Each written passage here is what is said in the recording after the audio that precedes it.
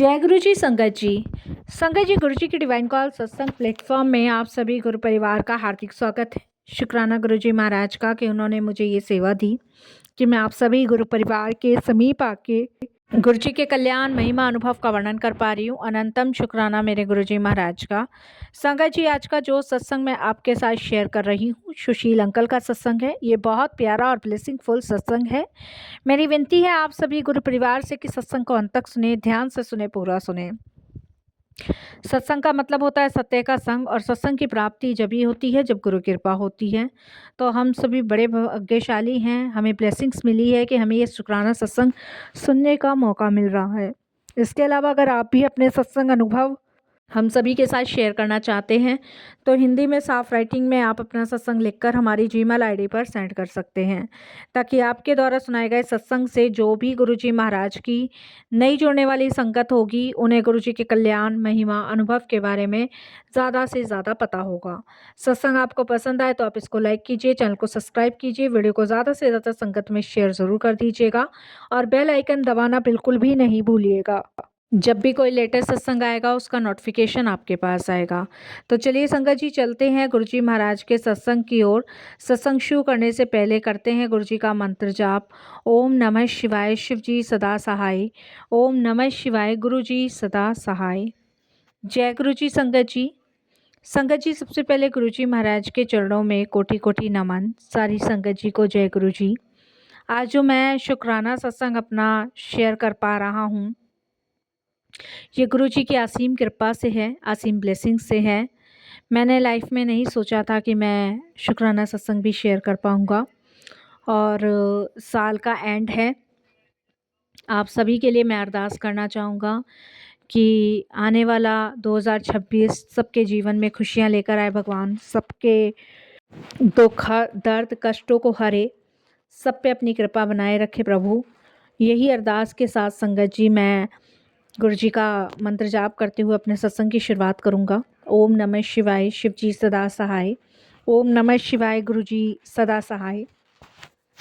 संगत जी पेशे से मैं एक पंडित हूँ और मैं सही बताऊँ तो मैंने आज तक बहुत वेद पुराण पढ़े हैं, लेकिन गुरु जी की महिमा का वर्णन संगत जी जब मैंने सुना और जब मैंने देखा तब मुझे यह यकीन हुआ कि गुरु जी सच में भगवान हैं, महाशिव हैं। मैं एक यजमान के यहाँ गया था जहाँ पे गुरु जी महाराज का सत्संग था और उनके बर्थडे भी था। तो जिन यजमान के यहाँ मैं गया था उन्होंने मुझे इनविटेशन दिया था गुरु जी के सत्संग का। सुबह मैंने उनके यहाँ कथा करी थी, शाम को करीबन 5 से सत्संग शुरू था और उन्होंने कहा था कि पंडित जी पूरी फैमिली को लेके ज़रूर आना। मेरी वाइफ को संगत जी घुटनों में और कमर में बहुत पेन था। घुटने और कमर के पेन की वजह से वो 10 मिनट का रास्ता भी तय नहीं कर पाती थी, इतना दर्द। और दिन प्रतिदिन उसका ये जो दर्द था वो संगत जी बढ़ता ही चला जा रहा था, जिसकी वजह से वो काफ़ी डॉक्टर से, काफ़ी वैद्य से दवाई खा चुकी थी पर आराम नहीं पड़ रहा था। तो मैंने अपनी वाइफ को कहा कि भाई जहाँ मैं जिस यजमान के यहाँ कथा करके आया था उन्होंने शाम को बर्थडे में बुलाया अपने, और वहाँ गुरुजी का सत्संग भी है, चलोगी क्या? तो मेरी धर्मपत्नी कहती है कि आज मेरे घुटनों में बहुत दर्द है, कमर में दर्द है, आप ही चले जाओ, बच्चों को ले जाओ, मैं तो नहीं जा पाऊँगी। मैंने कहा भाई चल लो, और इतने प्रेम से बुलाया है उनकी पत्नी ने भी, तो तुम चल लो, क्या दिक्कत है। और भाई आके मुंह वगैरह लग जाएगी।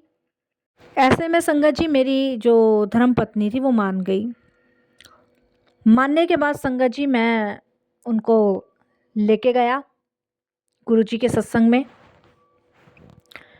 गुरुजी के सत्संग में ले जाने के बाद संगत जी वहाँ पे बिठाया। बिठाने के बाद वहाँ पे हमें कुछ पता नहीं था, पहली बार गए थे, और लंगर चाय प्रसाद जो भी था वो किया। और वहाँ पे संगत जी मेरे को ना वहाँ बड़ी एक दिव्य शक्ति का ना आभास हो रहा था उस सत्संग में। अब अनजान इंसान क्या करेगा संगत जी, वो यही कहेगा कि पहली बार आया हूँ, कुछ पता नहीं, लेकिन कुछ अजीब था वहाँ पे। मतलब मुझे बार बार गुलाबों के फूलों की खुशबू आ रही थी, बहुत तेज आ रही थी। मेरी पत्नी ने लंगर किया, चाय प्रसाद किया। जब वो घर से आई थी तो बड़ी दुखी होकर आई थी, जैसे मैंने आपको बताया कि 10 कदम की दूरी भी वो तय नहीं कर पाती दर्द की वजह से। लेकिन जब वो सत्संग में से गई, वहाँ से हमें संगत जी एक एक पॉकेट स्वरूप मिला था, किसी को लॉकेट, किसी को पॉकेट। तो जब वो उस सत्संग में से आई तो घोड़ा भी क्या दौड़ता होगा जिस रफ्तार से मेरी पत्नी आई। उसने वो रास्ता जो हमारे रोड से घर तक का पैदल का था वो बड़े आराम से तय किया।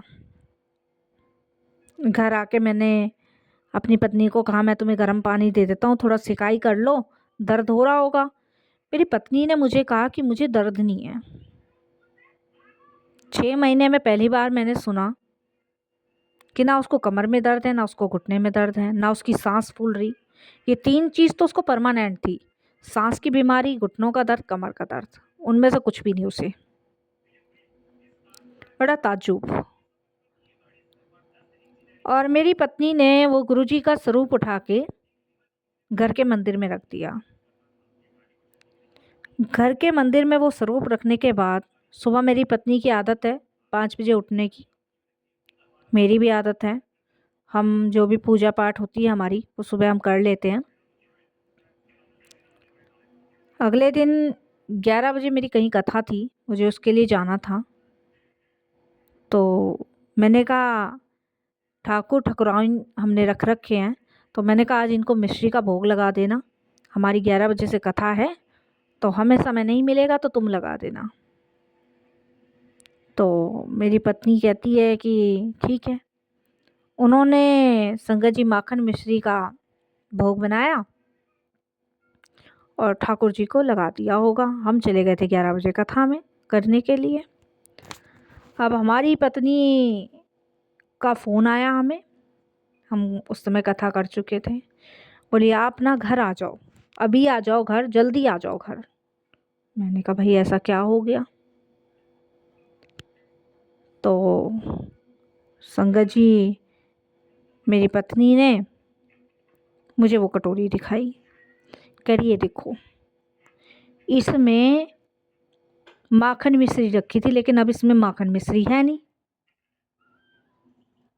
मैंने कहा माखन मिश्री नहीं है। मैंने कहाँ रखी थी? मंदिर में रखी थी। मैंने कहा ऐसा कैसे होगा? कह रही देखो जब से थाली मंदिर में रखी लेकिन माखन मिश्री नहीं है। अब संगत जी मेरे को लगा, मैंने कहा कोई बात नहीं, ठाकुर जी खा गए होंगे, हंसी में टाल दी, अनदेखा कर दिया। और फिर अगले दिन संगत जी मैंने भोग लगाया मीठे चावलों का। अब चावल बना के रखे तो संगत जी उस दिन चावल भी थाली में नहीं। अब संगत जी बच्चे तो देखिए इतने समझदार हैं, बड़े हैं, 12 साल का बेटा है, 17 साल की लड़की है, तो कैसे सवाल उठ सकता है कि वो बच्चे, और पंडितगिरी में हैं हम लोग, तो ना तो बच्चों की हिम्मत, ना बेटी की हिम्मत, ना पत्नी की हिम्मत, हम में से तो कोई खा नहीं सकता, क्योंकि पहले ठाकुर को भोग लगता है फिर हम खाते हैं। लेकिन संगत जी हुआ कुछ और ही। अब मेरी धर्मपत्नी कहती है कि पता नहीं जी मैं आपसे कुछ कहना चाहती, देखो मेरे घुटनों में भी दर्द नहीं है, और मुझे ऐसा लगता है जब से ये मैंने रखा है ना फोटो जो गुरुजी का, इसमें ना कुछ तो चमत्कार है, ऐसे करके बोली। मैंने कहा भाई सच कहूँ तो मुझे भी वहाँ कुछ अलग सा ही और ऐसा नज़र आ रहा था। वहाँ पे मुझे इतनी खुशबू आ रही थी। और देखो मेरी पत्नी कहती है जब से हम वहाँ से आए हैं तब से मेरे घुटनों में भी दर्द नहीं है। तो मेरी पत्नी कहती है कि तुम ज़रा एक बार पता तो करो उस यजमान के यहाँ जाके कि ये है कौन। मैंने पत्नी से कहा वहाँ जाने की क्या ज़रूरत है, फ़ोन ही कर लेता हूँ। फ़ोन किया और संगत जी मैंने उस यजमान को कहा कि भाई प्रभु, जब से हम तुम्हारे घर से आए हैं और जब से हम ये लेकर आए हैं तब से भाई 2 दिन से हमारे साथ तो ऐसा ऐसा हो रहा है।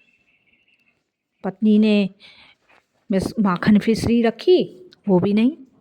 और मैंने मीठे चावल को भोग लगाया, वो भी नहीं। अब संगत जी वो तो एकदम से बोल पड़े कि ये तो गुरुजी का शुक्राना करो, ये तो सत्संग है, तुम्हारे घर में तो गुरुजी ने लीला कर दी। अब संगत जी हमें समझना है कि क्या कह रहे हैं क्या ना कह रहे हैं। अब वही है, जो जाने वही पहचाने, हम कैसे इस सब चीज़ों को जाने। तो मैंने कहा ये हैं कौन। तो अब उन्होंने संगत जी हमें सारी गुरुजी के बारे में 20 मिनट के अंदर सब कुछ बता मारा। अब संगत जी हमने तो पत्नी को बताई और उन्होंने फिर ये जिद ठानी कि हम जाएंगे दर्शन के लिए इनके यहाँ। तो संगत जी अक्टूबर के महीने में हम गुरुजी के दरबार गए। वहाँ जाके हमें बड़ी शांति मिली, सुकून मिला। वहाँ का तो और ही अलग, वहाँ का तो सब चीज़ ही अलग। संगत जी हमने माथा टेका, दर्शन करे, बड़ा अच्छा सा लगा। हमने वहाँ जाना शुरू करा। अब संगत जी देखिए ऐसे ऐसे हमारे साथ चमत्कार हुए कि मैं आपको क्या बताऊँ। बहुत बहुत बड़े चमत्कार हुए। मेरे भाई से मेरा विवाद चल रहा था ज़मीन को लेके। जो पिताजी की एक ज़मीन थी उस पे संगत जी हम एक मंदिर बनाना चाहते थे कि एक मंदिर बन जाए तो भैया जन सेवा हो जाए और दुनिया भैया पूजा करने आए इस पे। हमारा भाई चाहता था कि उस पे वो फैक्ट्री खड़ी करे। हमें ये चीज़ पसंद नहीं थी और हम प्रभु से पिछले 10 सालों से यही अरदास कर रहे थे कि प्रभु इस पे मंदिर ही बने। इस बात को लेके हमारे भाई ने हम पे केस डाला हुआ था। आप यकीन नहीं मानोगे कि प्रभु की ऐसी लीला, गुरुजी की ऐसी लीला मानो संगत जी कि वो ज़मीन हमारे पक्ष में आई और गुरुजी की कृपा हुई तो 2026 में वहाँ पे शिव मंदिर बनेगा। हमने कराने वाले तो खैर वही बैठे हैं, हमने सब उन्हीं पे छोड़ रखा है। जा विधि रखे वैसे ही विधि रहो, और हम कौन करने कराने वाले, सब प्रभु हैं। लेकिन संगत जी चमत्कार गुरुजी के यहाँ बहुत हैं, बहुत चमत्कार हैं। मैं सत्संग सुनता हूँ और सच में मेरा मन कभी अशांत होता है तो ऑटोमेटिक शांत हो जाता है। और आप यकीन नहीं मानोगे संगत जी कि गुरुजी से जुड़ने के बाद मुझे साक्षात शिव के दर्शन होते हैं। ऐसा लगता ही नहीं है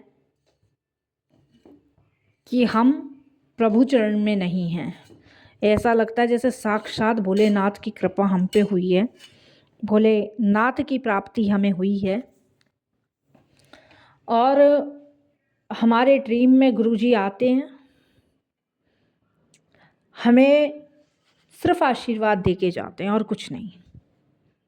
उन्होंने आशीर्वाद देना और कुछ नहीं। और देख लो संगत जी हम अपने मंदिर में रोज़ भोग रखते हैं और आप यकीन नहीं मानोगे वो भोग कहाँ जाता है कहाँ नहीं जाता हम ना उसे देखते ना पूछते, क्योंकि अब हमें पता चल गया है भोग गुरुजी लगा जाते हैं, ये भोग गुरुजी कर जाते हैं। तो हम बहुत भाग्यशाली हैं बहुत कृपा है प्रभु की हमारे ऊपर। तो उसके लिए बहुत बहुत धन्यवाद गुरुजी। बहुत बहुत आपका शुक्रिया अदा करते हैं। मैं तो एक पंडित हूँ, तो इस नाते यही कहूँगा, नए साल पे गुरुजी का मंत्र जाप करें, गुरुजी को याद करें, गुरुजी का सिमरन करें, गुरुजी को भोग लगाएं, लाड लड़ाएं गुरुजी से। अपने प्रियतम प्यारा जिस रूप में आप मानते हैं उस रूप में पूजें। एक घी का दीपक जरूर जलाएं और पूरे विश्व की कल्याण के लिए, शांति के लिए प्रभु से आराधना करें, अर्चना करें, भक्ति भाव में डूबे रहें। और यही कोशिश करें कि जितना समय 2026 में हम प्रभु को, ईश्वर को दे सकते हैं वो दे। निरंतर उनकी भक्ति पूजा से उनको याद करें और अपने अंदर इतने बदलाव लाएं 2026 में कि हमारे जीवन का उद्धार हो। जाने अनजाने में हमसे कोई गलती हो, अपराध हो, उसकी क्षमा मांगे और बस यही कहें, प्रभु ऐसे ही अपनी भक्ति से सभी को परिपूर्ण रखना, धन धान्य की कमी किसी के घर ना आए, स्वास्थ्य हर किसी को बख्शना प्रभु, सबका जीवन का उद्धार करना, सब पे कृपा बनाना। इसी अरदास के साथ संगत जी, मैं तो आप सभी को भक्ति के मार्ग पे चलने की ही मार्ग बताऊंगा, क्योंकि संगत जी एक पुजारी